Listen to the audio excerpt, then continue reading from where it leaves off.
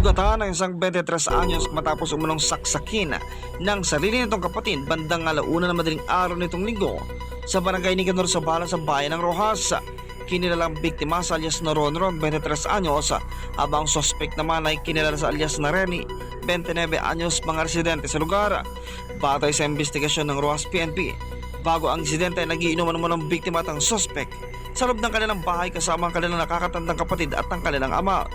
Lumabas ang biktima at ang sospek sana upang bumili ng alak, ngunit habang pauwi ay naabutan sila ng kanilang ama na nag-aaway kung saan may tama ng saksak sa leeg ang biktima.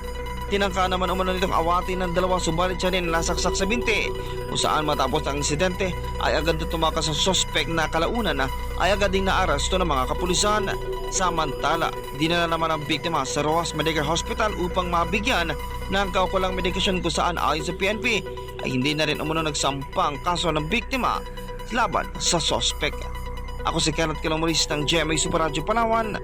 Dapat totoo.